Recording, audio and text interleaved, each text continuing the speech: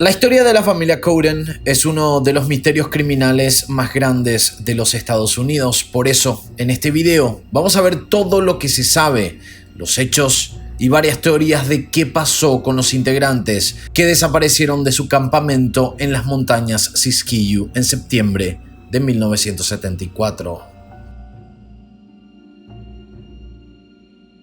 La familia estaba conformada por una pareja de jóvenes padres. Richard Coden tenía 28 años y su esposa Belinda tenía 22.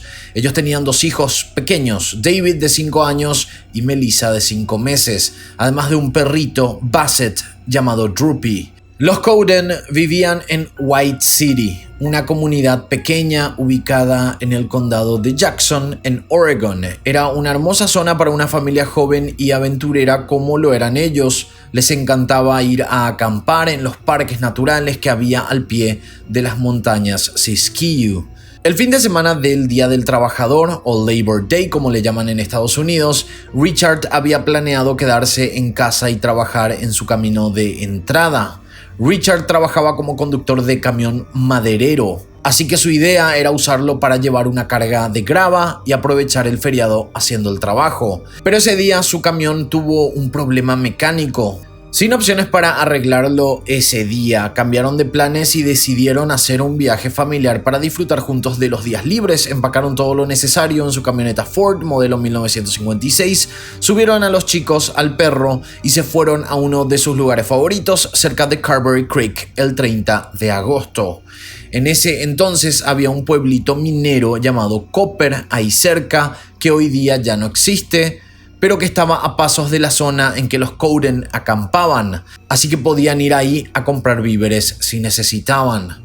Eso fue lo que hicieron el domingo 1 de septiembre de 1974. Richard y David fueron a pie a la Copper General Store alrededor de las 9 a.m. para comprar un poco de leche. Luego salieron de la tienda y regresaron a su campamento. Una caminata como de 40 minutos o máximo una hora ida y vuelta. Este fue el último avistamiento de la familia Coden. La madre de Belinda vivía a menos de 1 kilómetro de Carberry Creek, así que solían ir a visitarla cada vez que acampaban ahí. Esa noche, el domingo 1, ella los estaba esperando con la cena lista, pero se estaba haciendo cada vez más tarde y le estaba preocupando que todavía no llegaban. Como el lugar era tan cerca y no había otra forma de comunicarse con ellos, fue hasta allá a ver si tenían algún problema con el auto o los chicos. Cuando llegó no había señales de la familia, pero estaban todas sus cosas. La camioneta de Richard estaba estacionada normalmente, las llaves estaban sobre una mesa de picnic, había un recipiente de plástico lleno de agua fría en el suelo, probablemente para Droopy, el perro. También había una bolsa de pañales, una estufa de campamento, un cartón de leche a medio terminar y un paquete de cigarrillos abierto, que era la marca que fumaba Belinda. Le extrañó ver el costoso reloj de pulsera y la billetera de Richard en el suelo y la cartera de Belinda en la mesa. ¿A dónde podrían haber ido dejando todas estas cosas así? Cuando revisó la camioneta no vio nada extraño, adentro estaba la ropa de la familia simplemente. Después de esperar aproximadamente una hora a ver si regresaban, la madre de Belinda salió del campamento para dar aviso a las autoridades. Poco después, el alguacil y otros oficiales de la oficina del distrito 3 de la Policía Estatal de Oregon llegaron al lugar. El problema era que ya había anochecido y la oscuridad del área era tal que no pudieron avanzar mucho con la búsqueda en ese momento. Además, como no había indicios de violencia en el lugar y solo manejaban el caso como una desaparición, la investigación se retrasó para el día siguiente, cuando haya mejor visibilidad. A la mañana siguiente, el 2 de septiembre, Droopy, el perro de los Coden, fue encontrado rascando la puerta principal del Copper General Store, pero no había rastros del resto de la familia. Esa búsqueda fue una de las más grandes de la historia de Oregon, incluyendo a la policía local y estatal, Explorer Scouts, el Servicio Forestal de los Estados Unidos y la Guardia Nacional de Oregon, así como a cientos de voluntarios que se alistaron para colaborar. El Servicio Forestal de los Estados Unidos rastrilló alrededor de 40 kilómetros de caminos y senderos que rodeaban el campamento, mientras que helicópteros y aviones volaron sobre el área, equipados con imágenes infrarrojas. A pesar de este gran esfuerzo, no se encontró ninguna señal aparte del perro. El registro oficial de la zona fue suspendido el 7 de septiembre, una semana después de la desaparición, cuando las autoridades empezaron a investigar si la familia pudo haber desaparecido voluntariamente por problemas monetarios o algo parecido, pero comprobaron que la familia tenía pocas deudas, no estaban atrasados en ningún pago y Richard ganaba dinero más que suficiente para mantener a su familia, por lo cual parecía poco probable que hubieran huido. Tampoco parecía un robo, ya que la billetera, el reloj y otros objetos y pertenencias de la familia que tenían buen valor estaban dispersos por el campamento a simple vista. Incluso un grupo de buzos inspeccionó todo el arroyo en caso de que se haya tratado de un ahogamiento accidental, pero no encontraron nada. Las autoridades se declararon desconcertadas, no tenían ninguna pista que seguir. Los amigos y familiares de la familia, sin embargo, siguieron buscando en los bosques de la zona todos los fines de semana con esperanza de encontrar cualquier indicio para encontrarlos. El único indicio que tuvieron en todo ese tiempo fue que una familia de Los Ángeles, California, llegó al campamento a las 17 del 1 de septiembre y mientras andaban por el parque vieron a 2 hombres y una mujer en una camioneta cerca del lugar donde habían desaparecido los Cowden. Según el testimonio de esta familia, estas fueron sus declaraciones. Entre comillas, actuaron como si estuvieran esperando a que nos fuéramos y francamente nos pusieron nerviosos, así que seguimos adelante. De esta pista no surgió nada en ese momento, ya que los turistas no se acercaron lo suficiente como para dar una descripción de las personas o la matrícula del vehículo. Pasaron 7 meses más antes de que unos hombres encontraran de casualidad lo que todos temían. La familia entera había sido asesinada.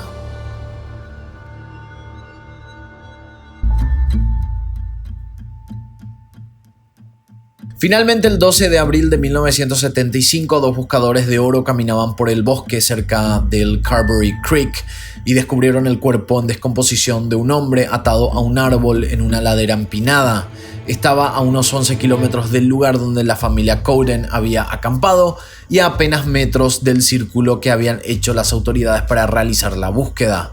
Los oficiales encargados del caso fueron de inmediato al lugar a comprobar la identidad del hombre y rápidamente descubrieron a unos 30 metros de distancia los cuerpos de una mujer adulta, un niño y un bebé en una pequeña cueva cercana cubierta con rocas para disfrazarla con el resto del terreno montañoso.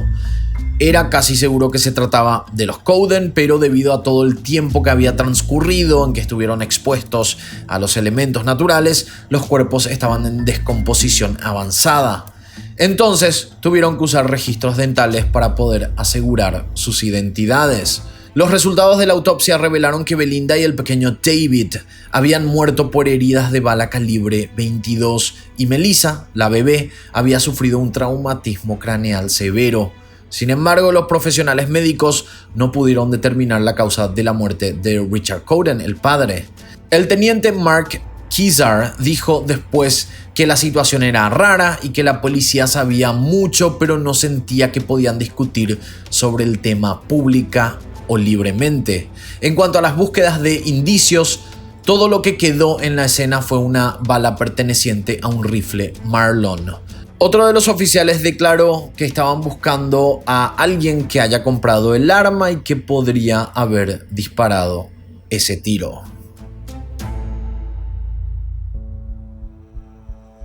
Lo primero que se barajó al encontrar los cuerpos fue que se trataba de un familicidio, o sea que Richard por alguna razón había asesinado a su propia familia y después se había sacado la vida.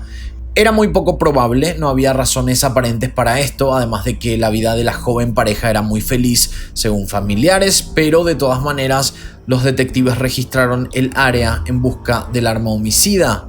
Si él realmente era responsable de la muerte de su familia y de la suya propia, el arma tenía que estar cerca del lugar, pero nunca se encontró nada. Hubo otras 2 hipótesis que también fueron descartadas. La primera se dio debido a que el padre de Richard Cowden, o sea, el abuelo de los niños, se suicidó unos meses después de que se descubrieron los cuerpos. Entonces las autoridades analizaron que él pudo haber estado implicado en las muertes de la familia de su hijo y se había sacado la vida por remordimiento, pero pudieron comprobar muy pronto que no tuvo nada que ver con el crimen.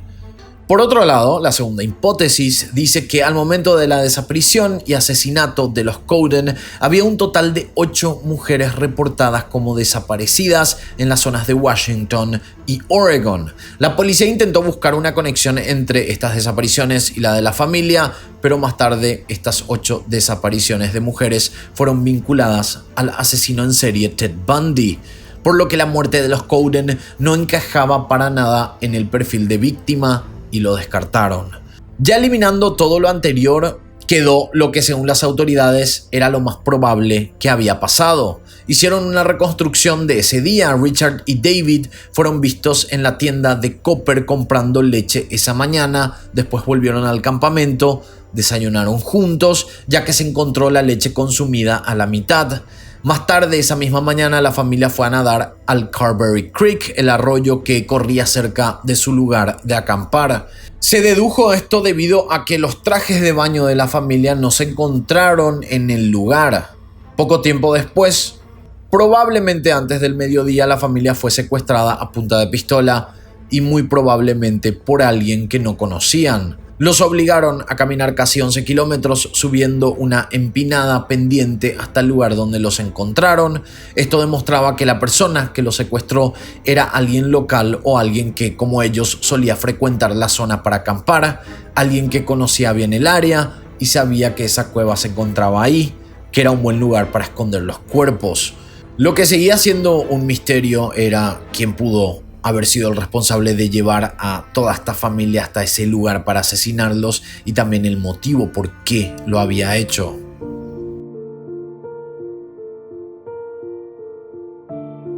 El principal sospechoso del horrible crimen era un ex convicto de la zona llamado Dwayne Lee Little. Dwayne ya había sido arrestado cuando tenía apenas 15 años de edad. El 2 de noviembre de 1964, Orla Faye Phipps, una chica rubia de 16 años, había salido a caballo a dar un paseo, pero no volvió a casa para cenar. Su familia supo inmediatamente que algo andaba mal cuando su caballo fue encontrado en un bosque cercano. A Orla le encantaba la equitación y ese animal era lo que más amaba en la vida. No había forma que lo haya dejado solo. Esa noche fue encontrada sin vida en el área de Cedar Flats en Oregon, apenas al costado de un camino, con su ropa arrancada en trizas y un corte profundo en su cuello. Los análisis forenses determinaron que, aunque la chica intentó resistir, había recibido un golpe en la cabeza con algún objeto contundente con tanta fuerza que su cráneo estaba fracturado. Además, su garganta estaba cortada y su cuerpo había sido apuñalado varias veces. Fue abusada después de su muerte, con lo que la evidencia fiscal llevó a que arrestaran a Dwayne Lee Little.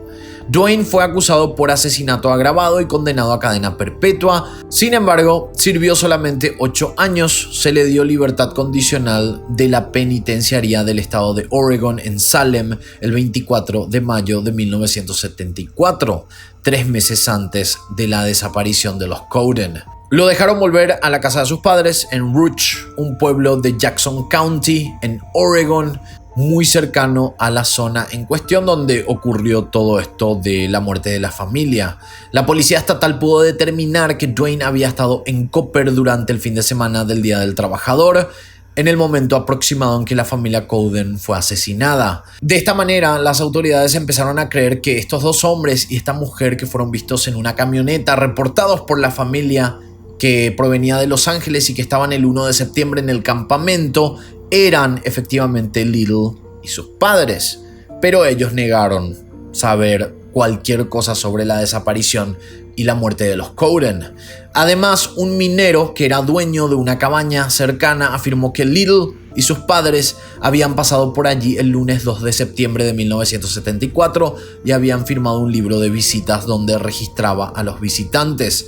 Al ser cuestionada, la novia de Little le dijo a la policía que lo había visto con un rifle calibre 22 durante la Navidad de 1974. Esto les dio la causa que necesitaban para arrestarlo, ya que era un convicto en libertad condicional y no tenía permitido tener armas. Pudieron llevarlo a la comisaría local con ese cargo y le pidieron que se someta a una prueba del polígrafo para cuestionarlo sobre el caso de los Cowden, pero él se negó a hacerlo. Allanaron la casa de los Little con la esperanza de encontrar el arma, pero ya no estaba. El 12 de enero de 1975 su libertad condicional fue revocada por el testimonio de la novia y tuvo que volver a prisión para continuar su condena por el caso de Orla. La policía no tenía ninguna prueba concreta en su contra para enjuiciarlo por la desaparición y muerte de la familia, a pesar de que todo indicaba que era él el culpable. Increíblemente, Little fue puesto en libertad condicional de nuevo el 26 de abril de 1977 y esto le dio la posibilidad de volver a atacar a otra mujer. El 2 de junio de 1980, Margie Hunter tuvo que detenerse al costado de la ruta cuando su auto se descompuso cerca de Portland, Oregon. Pronto consiguió parar a un hombre en un Honda Civic azul que se acercó al verla pidiendo ayuda y le ofreció llevarla. Para su suerte, él era un conocido del trabajo, aunque no tan cercano para aceptar que la lleve todo el camino de vuelta a la casa. Le agradeció mucho el ofrecimiento, pero le pidió que solo la dejara en la cabina telefónica más cercana. El conductor lo hizo y Margie empezó a llamar a algunos amigos a ver quién podía ir a asistirla. Después de un rato sin conseguir a nadie que pueda ir hasta ahí a ayudarla, decidió que no tenía otra opción más que volver caminando por la carretera hasta su auto. Pasaron unos 20 minutos cuando notó que el Honda azul volvió a aparecer. De nuevo el conductor le preguntó si necesitaba que la lleve, asegurándole que no le molestaba desviarse de su camino, y esa vez ella aceptó. Margie le indicó cómo llegar a su casa y fueron siguiendo sus direcciones, hasta que en una intersección el conductor no giró a la derecha cuando ella le dijo que lo hiciera. Margie comenzó a entrar en pánico y el conductor sacó un cuchillo por debajo del asiento y le advirtió que si era inteligente haría lo que él le dijera. Fue entonces cuando decidió decirle al conductor que estaba embarazada. No hay muchos detalles del ataque, pero sí que ella fue violada y golpeada hasta que el hombre la dejó abandonada en unos arbustos al costado de la ruta, asumiendo que estaba muerta, pero Margie no murió, sino que usó todas sus fuerzas para sobrevivir y también para cuidar la vida de su bebé porque ella estaba embarazada. Como no podía pararse, empezó a trepar por una ladera cubierta de hierbas mientras trataba de llamar a los conductores. Al menos 20 autos pasaron sin verla antes de que alguien finalmente la notó y se detuvo para ayudarla. Cuando estaba en el hospital descubrieron que Margie había perdido un tercio de la sangre de su cuerpo. Sus heridas incluyeron una puñalada en la parte inferior de su cráneo, laceraciones en sus manos y muñecas, y su tendón de Aquiles fue cortado. Lo más importante es que su bebé por nacer también había sobrevivido al ataque. Después de innumerables cirugías, Margie finalmente estaba lo suficientemente bien como para poder testificar sobre lo ocurrido. Ella dio una descripción perfecta del conductor y del automóvil. Con este testimonio pudieron identificar al atacante como Dwayne Lee Little. Habían pasado menos de 3 años desde que salió en libertad condicional de nuevo y ahora se enfrentaba a otro cargo más. Dwayne fue acusado de intento de homicidio y debido a la reincidencia, esta vez fue condenado a 3 cadenas perpetuas consecutivas. Más tarde se supo que la esposa de Dwayne, llamada Linda, acababa de dar a luz a su primer hijo semanas antes de este ataque. El caso de la familia Coden sigue como sin resolver hasta el día de hoy. A pesar de todas las sospechas que apuntaban a Dwayne Little, nunca lograron pruebas concretas, aunque hubo 2 testimonios de otros criminales que compartieron celda con él en sus años de prisión y que dijeron que él había cometido y había confesado haber cometido estos crímenes. Rusty Kelly dijo que Dwayne una vez le había confiado y confesado haber cometido los asesinatos, mientras que otro recluso llamado Floyd Forsberg afirmó que Little le confesó los asesinatos de los Coden. Pero como sabemos, estos testimonios nunca son muy confiables, ya que suelen darse para conseguir tratos preferenciales o reducción de condenas a cambio de hablar. Lo que sí podemos analizar es qué pudo haber pasado ese 1 de septiembre si Dwayne fue el culpable. Como vemos en sus antecedentes, Dwayne Little atacó al menos a otras 2 mujeres para abusar de ellas y luego matarlas, y podemos suponer que él vio a Belinda sola en el campamento con la bebé y era una presa fácil, pero después vio a toda la familia, entonces bueno, decidió asesinar a toda la familia y probablemente abusar de la mujer. Esto no está confirmado, pero es lo que se puede presumir al ver el historial de este criminal. Como el estado de descomposición de los cuerpos estaba tan avanzado, también era imposible saber el orden en que fueron asesinados. Pudo haber sido Richard primero, porque era el hombre, era el más fuerte, y después toda la familia. Pero bueno, eso ya es suponer lo que pudo haber pasado en este caso. Igual uno nunca sabe, de repente estas historias que esto pasó en 1974 al 75, estas historias suelen resurgir y de repente hay datos nuevos o ADN. Y aunque es casi seguro de que Dwayne es el culpable, siempre es importante encontrar justicia para la familia, para los familiares de esta familia, porque aunque él esté cumpliendo la condena, siga vivo, la familia se queda con ese gusto y ese sabor de que no se hizo justicia. Entonces, quién sabe, capaz que en algún momento se resuelva finalmente este caso. Hasta aquí la historia de la familia Coden. Nosotros nos encontramos en la próxima historia.